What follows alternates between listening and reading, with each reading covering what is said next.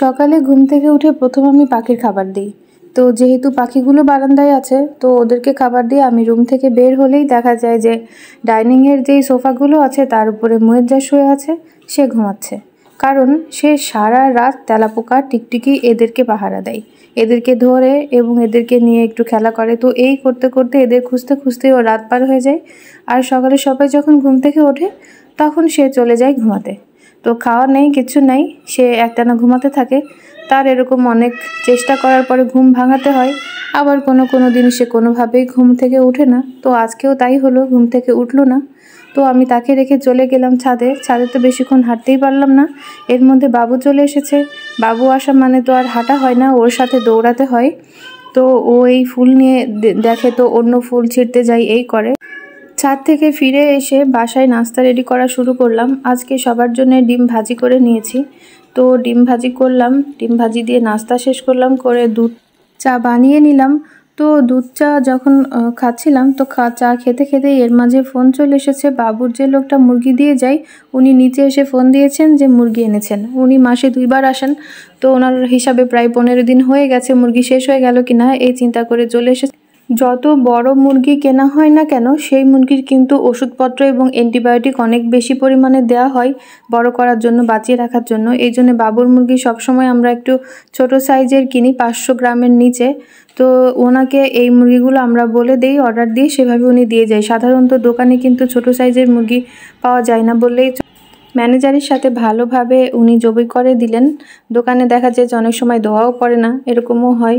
তো আমি কাছ থেকে এই জন্য দাঁড়িয়ে থেকে এই মুরগিগুলো নিতে বেশি স্বাচ্ছন্দ্য বোধ করি। তো মুরগিগুলো আমি ভালো মতো যাতে পরিষ্কার করে দেয়। দেখা যায় যে অনেক প্রয়োজনীয় জিনিস উনি নিয়ে চলে যায়, উনি বুঝতে পারেন না যে এগুলো আমরা নিব। আবার অনেক অপ্রয়োজনীয় জিনিস বলতে যেমন অনেক ময়লা থাকে, অনেক চুল পশম এগুলো লেগে থাকে, এগুলো ভালো মতো পরিষ্কার না করে অনেক সময় চলে যায়। তো এই জন্য আমি বসে থেকে কাজগুলো করিয়ে নিচ্ছিলাম। এর মাঝেই খবর পেলাম বাবুকে যেহেতু খেতে রেখে দিয়ে এসেছিলাম ওর নানির কাছে, তো বাবু বমি করেছে। তো আমি দৌড় দিয়ে উপরে চলে আসলাম তাড়াহুড়া করে। তো এসে বাবুর খাওয়াচ্ছিলাম, এর মধ্যে মুরগিগুলো নিয়ে চলে এসেছে উপরে। বাবুর বাকি খাবারগুলো খাওয়ানো শেষ হয়ে গেছে। তো আমি মুরগি দেখতে চলে এসেছি, বাবুও চলে এসেছে আমার সাথে। এখন বাবুকে যে পিসগুলো দিব সেগুলো আলাদা করে এখন পরিষ্কার করে ধুয়ে রাখার পালা। তো ওকে সাধারণত বুকের পিসগুলোই বেশি করে দিয়ে থাকি। তো বুকের পিসগুলো আলাদা করে নিচ্ছি, আর লেগ পিসগুলো, লটপটি, কোকিলা, গলিজা সব আলাদা আলাদা করে পরিষ্কার করে ধুয়ে নিলাম। বাবুরগুলো আলাদা বক্সে তুলে রেখে আমি দুপুরের রান্নার জন্য চলে গেলাম। গতকালকে যেই বেগুনগুলো তুলে এনেছিলাম গাছ থেকে, ওটাই ভালো মতো কেটে নিলাম, নিয়ে হলুদ লবণ দিয়ে একটু ভেজে নিলাম। মাছও ভেজে নিয়েছি। আলুগুলো আমি ভাজিনি, কারণ এটা আমি মশলার মধ্যেই আজকে কষিয়ে নেব। তো এখানে পেঁয়াজ, জিরা বাটা আর একটু হলুদ, লবণ, লাল মরিচের গুঁড়া, এই সব কিছু দিয়ে পানি দিয়ে আমি একসাথে এটা বসিয়ে দিয়েছি। দিয়ে কিছুক্ষণ নাড়াচাড়া করে পানি যখন শুকিয়ে আসলো, তেল বের হয়ে আসার পরে আমি আলু দিয়ে এখন কষিয়ে নিচ্ছি।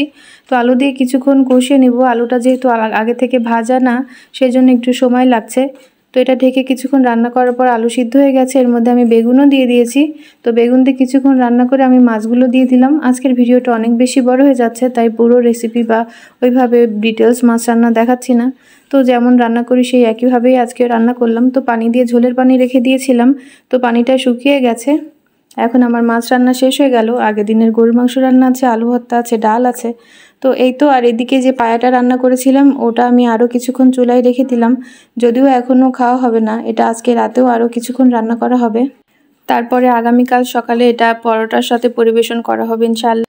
এখন এটা বড় একটা পাত্রে তুলে রাখছি, ঠান্ডা হয়ে গেলে এটা ফ্রিজে আবার রেখে দিব এবং রাতে আবার কিছুক্ষণ রান্না করব। রান্নার কাজ শেষ হওয়ার পরে আমি পাখি কিনতে যাব, কারণ কয়েকদিন ধরে এই পাখিটার মন খারাপ। আগে ওর সাথে যেই সঙ্গীটা ছিল সে যেহেতু মারা গিয়েছে, তো এই জন্যে আমি আরেকটা পাখি নিতে যাচ্ছি। কয়েকদিন দেরি করেছি কিনতে, এই জন্য যাতে এটাও অসুস্থ কিনা সেটা বোঝার জন্যে। তো ওকে সুস্থই মনে হলো, এই কারণে চলে গেলাম পশু পাখির যে মার্কেট আছে কাঁটাবনে। তো ওখানে যে আমি পাখিটা নিব, তো আমি আর আমার হেল্পিং হ্যান্ড গেলাম, সাথে ড্রাইভারকেও নিয়ে গিয়েছি। যে সবাই মিলে চলে গেলাম পাখির দোকানে। এখানে যে পরিমাণে পাখি, তারপরে যে যত রকমের মাছ আর যত রকম পশু প্রাণী আছে, দেখলে এত মায়া লাগে, মনে হয় সবই যদি একটু একটু করে পুষতে পারতাম, বাসায় থাকতো তো ভালো হতো। তো যাই হোক, এর মধ্যে আমার পাখি কিনা হয়ে গেছে আর একটা। যেহেতু যেই পাখিটা আমার বেঁচে ছিল ও হচ্ছে একটা মেয়ে পাখি, তো একটা পুরুষ পাখি আনা হলো।